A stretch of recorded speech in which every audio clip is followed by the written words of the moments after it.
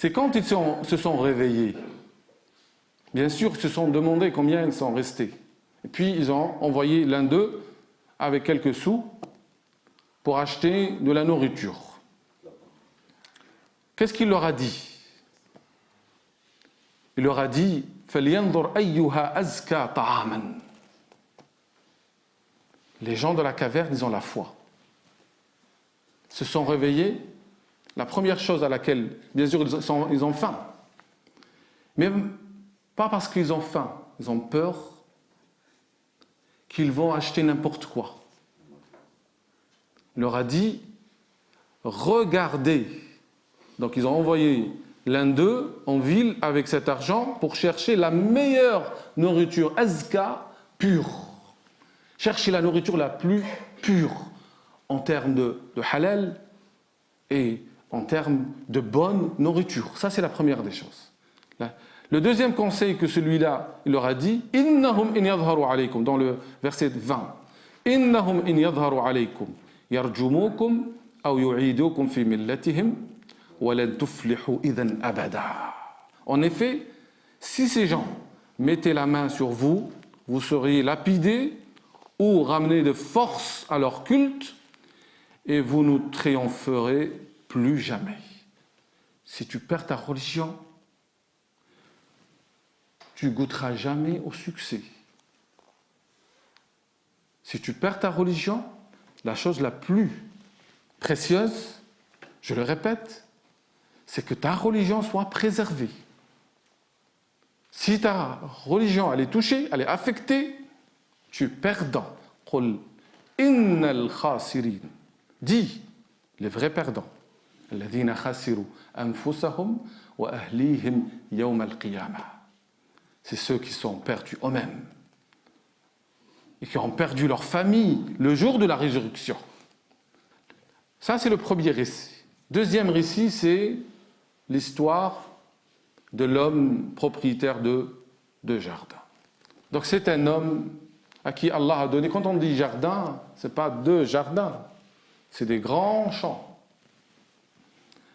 Donc, cette histoire, elle commence à partir du verset 32. وَاضْرِبْ لَهُمْ مَثَلًا رَجُلَيْنِ جَعَلْنَا لِأَحَدِهِمَا جَنَّتَيْنِ مِنْ أَعْنَابٍ وَحَفَفْنَاهُمَا بِنَخْلٍ وَجَعَلْنَا بَيْنَهُمَا زَرْعًا.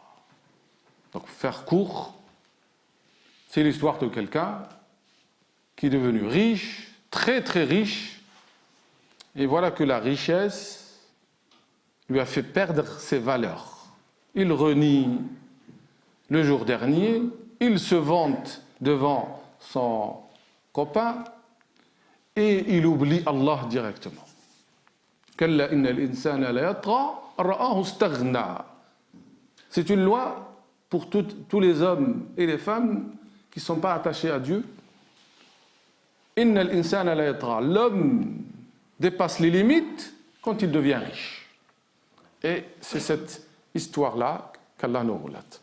Pour faire vite, troisième histoire, c'est l'histoire de Moussa avec Al-Khidr. Moussa alayhi salam, vous savez qui c'est? Il fait partie, c'est un prophète messager, mais surtout il fait partie de Ulil Azm min ar-Rusul.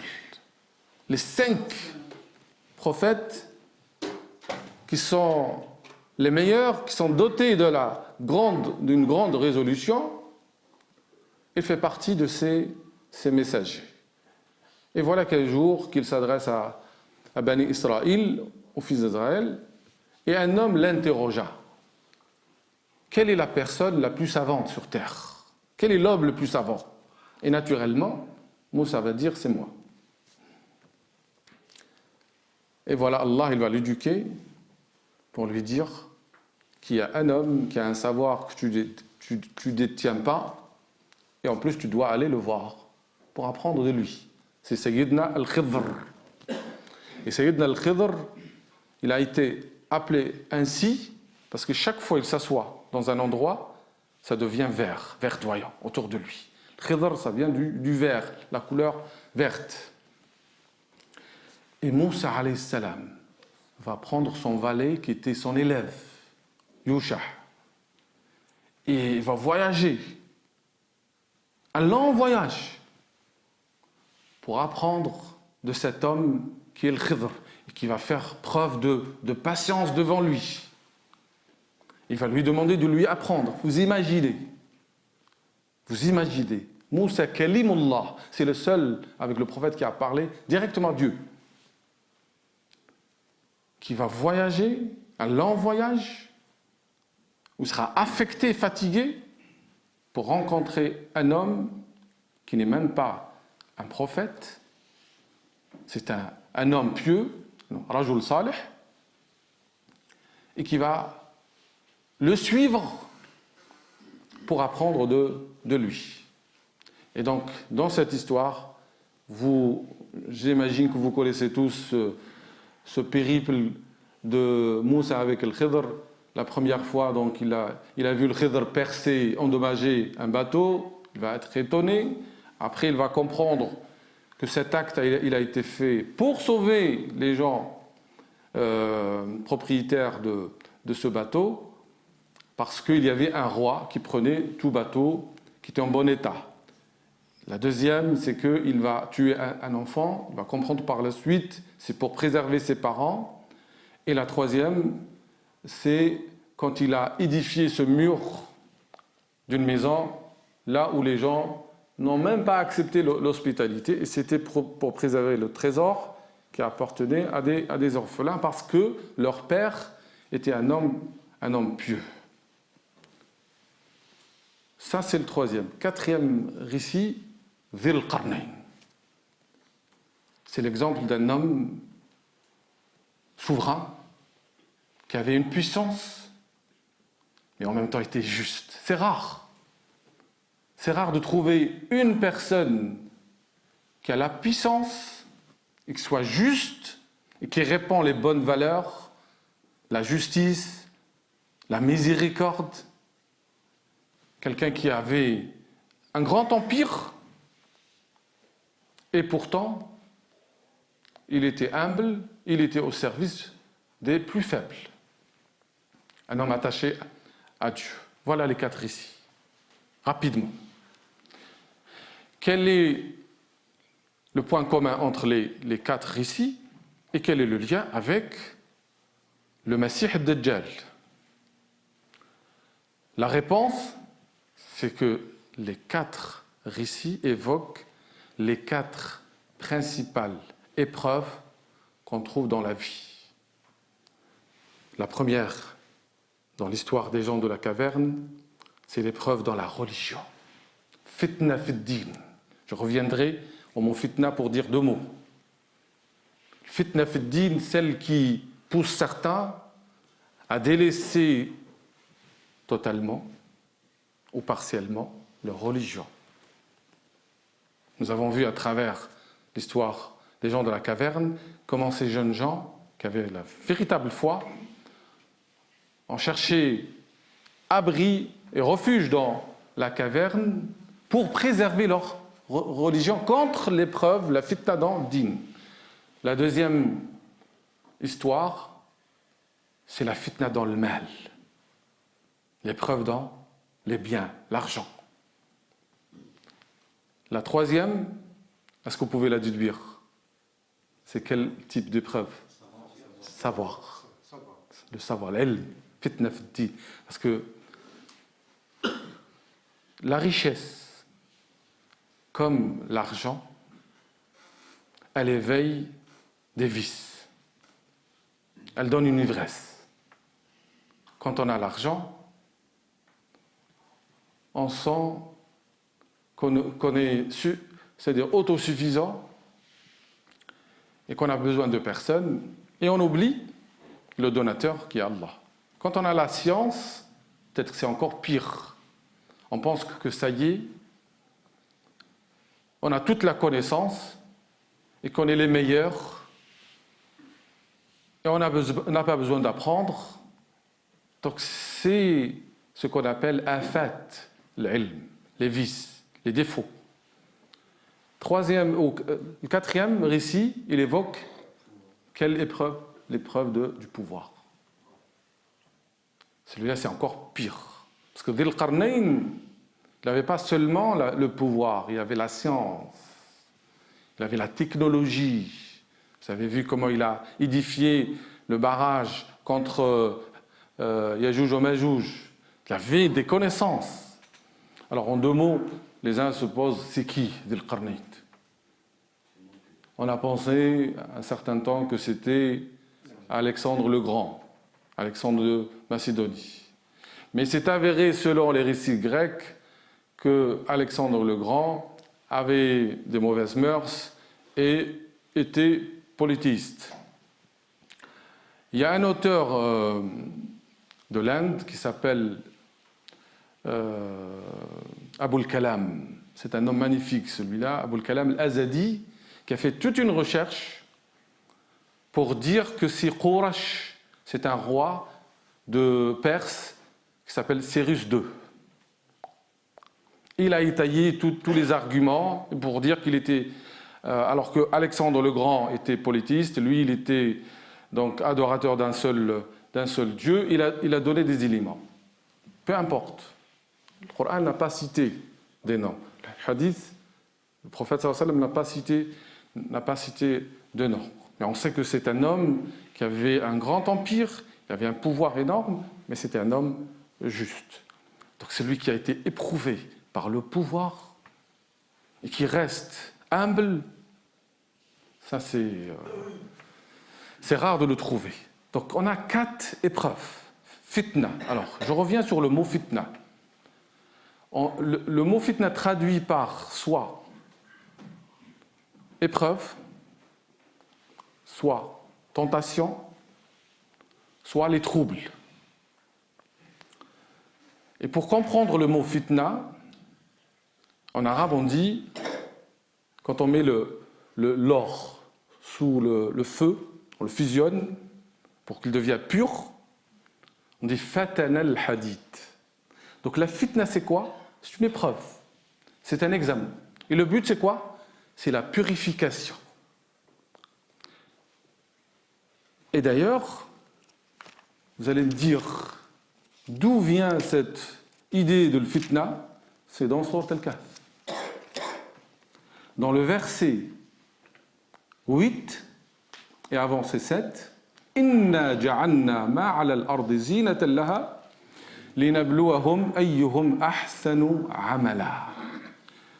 Nous avons fait de ce qui est sur terre, ça c'est le verset 7, nous avons fait de ce qui est sur terre une parure pour elle, afin d'éprouver ses habitants et de reconnaître qui parmi eux accomplira les meilleures œuvres.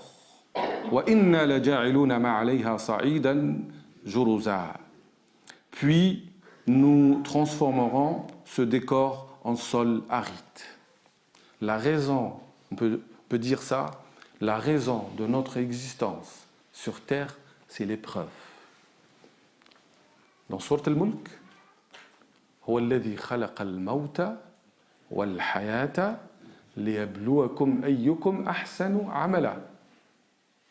On l'oublie, qu'on est éprouvé et que l'épreuve en elle-même, c'est pas forcément un malheur. On reviendra à cette idée en parlant de Moussa et Khidr. On est éprouvé dans notre foi. Mais le but, c'est quoi? C'est pas la sanction. Le but, c'est les vrais croyants deviennent plus purs, véridiques. Les faux, ceux-là, ils seront dévoilés. Allah sait. Mais la preuve, que ce soit entre les gens ou entre l'homme et lui-même, ça passe par la case épreuve. Et être croyant, أفحسب الناس أن يتركوا أن يقولوا آمنا وهم لا يفتنون ولقد فتنا الذين من قبلهم فليعلمن الله الذين صدقوا وليعلمن الكاذبين. Dans sourate Al-Ankabut, l'araignée, le 2e verset évoque, est-ce que les gens vont être laissés sans qu'on sache ceux qui sont véritablement des vrais croyants et ceux qui sont menteurs? La fitna, l'épreuve qu'on retrouve dans notre jour. Vous voyez l'actualité de Sourate Al-Kahf, elle nous parle. Elle nous parle à travers nos problèmes. Combien de frères par rapport aux épreuves de la vie, le travail, l'adversité de l'entourage, ont délaissé soit leur prière, soit le jeûne, soit carrément la religion. Parce qu'on est ébranlé dans notre foi, et c'est normal, soit on devient pur, soit on régresse. Cette fitna, elle peut être par le bien et par le mal, il ne faut pas l'oublier. Kullu nafsin dha'iqatul maut. Chaque âme doit goûter la mort. Wa nabluukum bish-sharri wal khayri fitna wa ilayna turja'un. Et on vous éprouvera par le mal et par le bien à titre de tentation. Mais sachez que vers nous vous allez retourner. Et d'ailleurs, la fitna, l'épreuve dans le mal, elle est plus difficile. C'est-à-dire aujourd'hui, on va dire, les gens de la caverne ont été éprouvés par la force, par le malheur de voir leur foi arrachée. Mais combien de personnes qui sont dans le confort, à l'aise financièrement, et tout doucement, qui vont délaisser leur religion, séduits par les tentations, séduits par ad-dunya, par le bas monde. On est éprouvé par les deux. Les Sahaba, radiyallahu anhum, les compagnons, ils ont dit, on a été éprouvé par le mal, et on a fait preuve de patience, et on a été éprouvé par le bien, mais on n'a pas pu patienter. C'est là où il faut faire attention. Et surtout que ces épreuves, elles peuvent être par les patients, mais le pire des épreuves, c'est quand l'épreuve touche quoi? La foi, par les ambiguïtés, le doute. Il y a certains qui font la prière, sont loin des patients, mais sont rongés par le doute. Rongés par le doute dans la parole d'Allah subhanahu wa ta'ala. Il faut faire attention à ces deux types et que la gravité, elle appartient plus aux épreuves qui touchent à la foi parce qu'elles sèment le doute et les erreurs qui touchent la foi, elles sont mortelles. Surtout qu'à la fin de la vie, certains, leur doute va ressortir et ils risquent de mourir en dehors de l'islam. La relation entre le Masih ad-Dajjal et les quatre récits, c'est que le Masih ad-Dajjal, l'Antéchrist, regroupe toutes ces tentations et ces épreuves. C'est quelqu'un qui va éprouver les gens dans leur religion, va prétendre être Dieu, qui a une puissance surnaturelle. Il est dit dans certains hadiths qu'il est capable de faire descendre la pluie, faire pousser l'herbe, les richesses vont le suivre, il a un pouvoir énorme. Donc il a regroupé toutes ces épreuves, toutes ces forces au point de séduire certains qui vont délaisser leur foi pour le suivre. En lisant Sourate Al-Kahf chaque vendredi, Rasul sallallahu alayhi wa sallam qal, selon les versions, man qara'a ou man hafidha, donc celui qui lit, récite, ou celui qui apprend, les 10 premiers versets de Sourate Al-Dajjal, Al-Kahf. Et les 10 derniers, selon certaines versions, Usima min ad-Dajjal, sera préservé, sera protégé, sera immunisé contre le Dajjal. Sachant qu'il est dit dans un hadith, Ma bayna khalqi Adam wa qiyam as-sa'a ashaddu min fitnati al-Masih ad-Dajjal.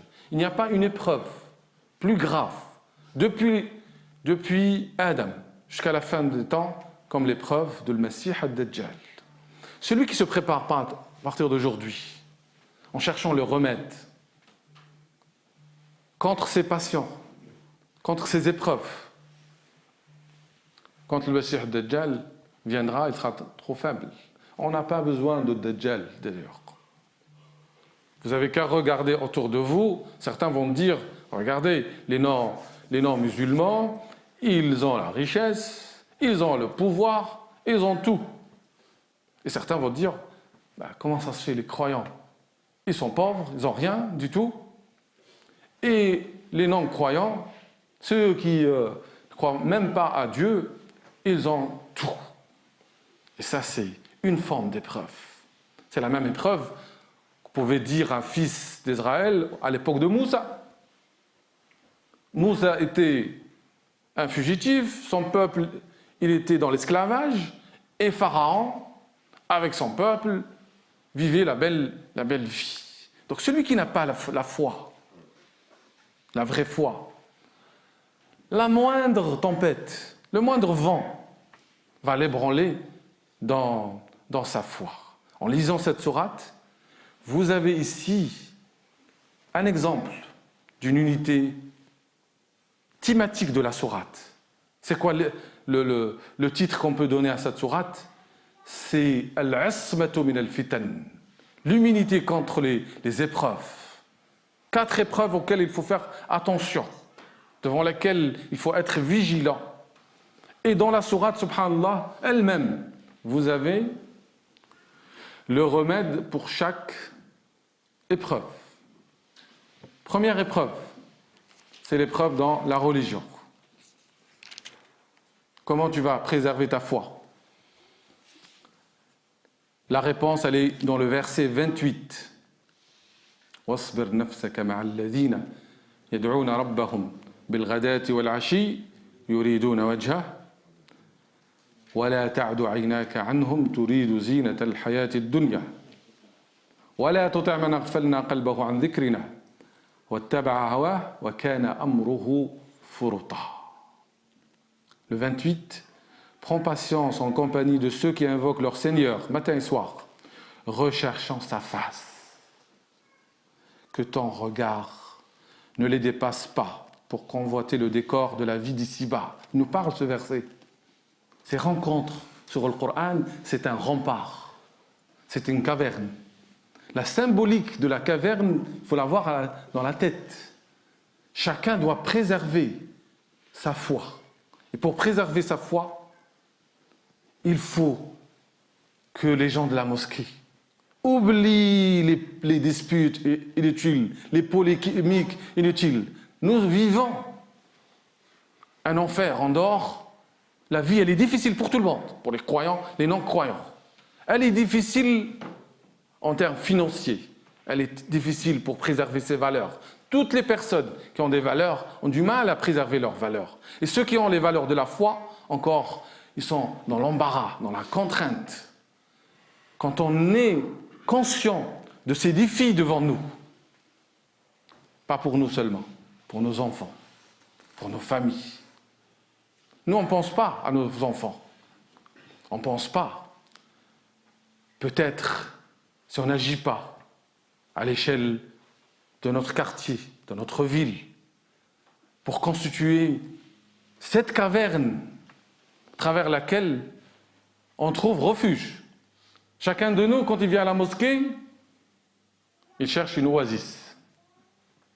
Rien que pour prier, pour écouter la récitation du Coran derrière l'imam, pour rester un instant pour lire le Coran. Parce qu'on a besoin de protéger notre foi. Et quand on vient à la mosquée, on trouve que les gens lèvent la voix, ne se respectent pas, ne respectent pas les autres. Au lieu qu'on soit parmi ces gens-là, Allah dit au prophète, alors que les notables de Quraysh, qu'est-ce qu'ils veulent? Ils veulent qu'ils chassent Bilal, ils chassent Ammar, Suhaib. Ils veulent être seuls avec le prophète sallallahu alayhi wa sallam. Et la condition pour qu'ils écoutent son message, il faut qu'ils chassent ces gens qui invoquent Allah matin et soir. Où sont les personnes? Dites-moi, et qu'on soit sincères entre nous, qui chaque jour, après l'aube, restent un instant pour faire les invocations du matin, ou après l'asr, font les invocations du soir. Où sont ceux qui sont assidus dans la lecture du Coran? Quel que soit le nombre de versets, il faut que chaque jour, tu as un moment de vivre avec Allah subhanahu wa ta'ala. et des moments où tu vas vivre avec tes frères, les frères entre eux ou les sœurs entre eux qui vont se réunir. Sur quoi? Sur la parole d'Allah.